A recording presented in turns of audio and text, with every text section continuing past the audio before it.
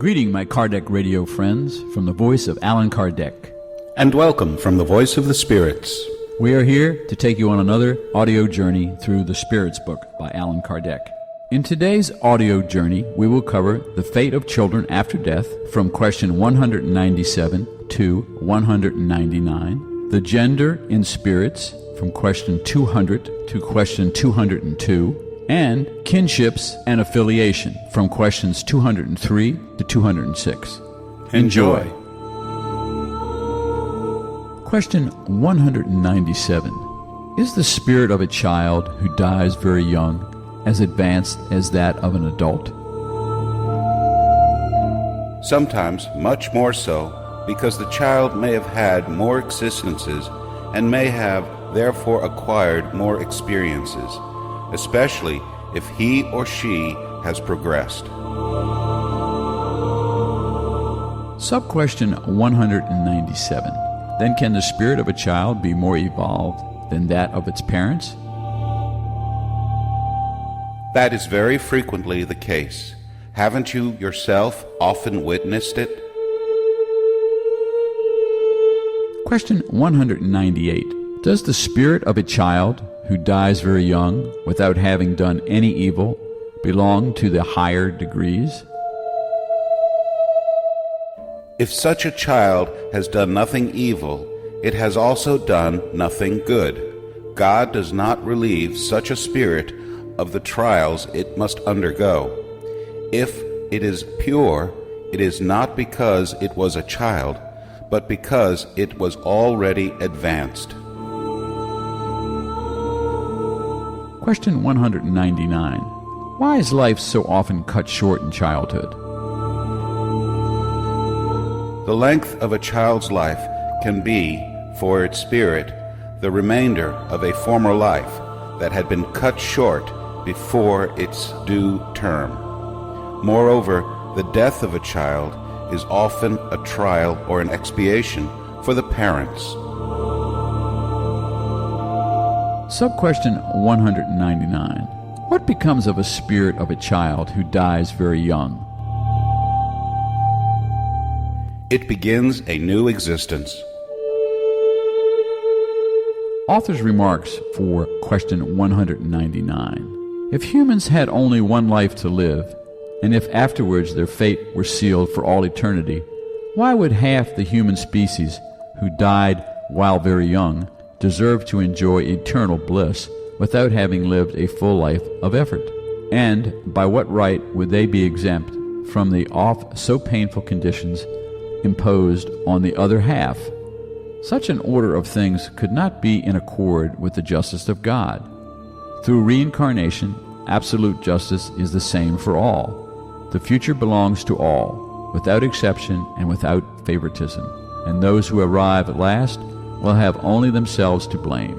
Individuals must have the merit of their actions for which they are justly responsible. Moreover, it is unreasonable to consider childhood as a state of innocence. Do we not see children endowed with the worst instincts at an age at which education could not have yet exerted its influence?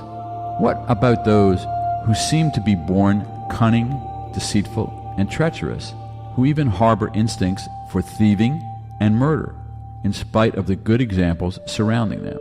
Criminal law absolves them when they commit misdeeds by considering them to have acted without discernment, driven more by instinct than deliberate intent. But where do such instincts come from, which differ so widely among children of the same age, reared under the same conditions and subject to the same influences? Where does such precocious wickedness come from, if not from the imperfect nature of the spirit, since education has nothing to do with it? Those who are really wicked have progressed less and must therefore suffer the consequences, not of their acts during their present childhood, but of their previous lives. It is thus that the law is the same for all, and that the justice of God extends to all. Question 200. Are spirits male and female? Not as you understand it, because sex depends on organic composition. Love and sympathy exist among spirits, but they are based on the affinity of sentiments. Question 201. Can a spirit who has animated the body of a man animate the body of a woman in a new existence, and vice versa? Yes, since the same spirit can animate both male and female bodies. Question 202. When we are spirits, do we have a preference as to whether we will incarnate into a male or a female body? It matters little to a spirit. It depends on the trials it must undergo. Author's remarks for question 202. Because they are sexless, spirits can incarnate as either men or women. Since they must progress in every way, each sex, like each social position, offers them special trials, duties, and new opportunities to acquire experience. The one who always incarnated as a man would only know what men know. Question 203. Do parents transmit a portion of their soul to their children, or do they give them only animal life, to which a new soul afterwards adds the moral life? Only animal life, since the soul is indivisible. Daft parents may have intelligent children, and vice versa. Question 204. Since we have had many existences, does kinship go back to previous ones? It could not be otherwise. The succession of corporeal life establishes ties among spirits dating back to former existences. Such frequently gives rise to the affinity between you and some spirits who you might think are strangers. Question 205. According to certain individuals, the doctrine of reincarnation appears to destroy family ties by carrying them back to previous lives. Instead of destroying them, it extends them, since kinships may be based on previous affections. The ties that unite members of the same family are less precarious. Moreover, reincarnation broadens the duties of fraternity, because your neighbor or your servant may be a spirit who was formerly related to you by blood. Sub-question 205.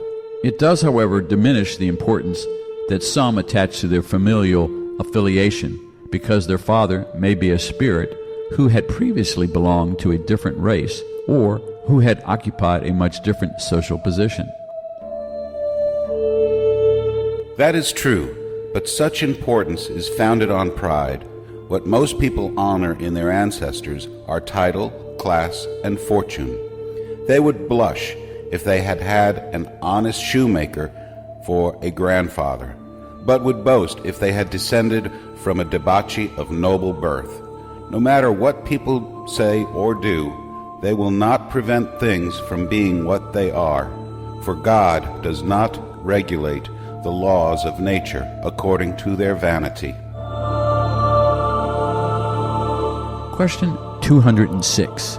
Since there may be no actual affiliation among spirits of a particular family's descendants, would it be foolish for the members to honor their ancestors? Assuredly not, because they should feel happy belonging to a family in which more highly evolved spirits have incarnated. Although spirits do not proceed from one another, they have no less affection for those who are linked to them by family ties, for they are often attracted to this or that family because of affinities or previous connections. You may be very sure that the spirits of your ancestors do not feel honored at all with the respect you render them out of pride. Their merits do not benefit you except as you strive to follow their moral example. Only in that way can your memories not only be pleasant, but even useful to them.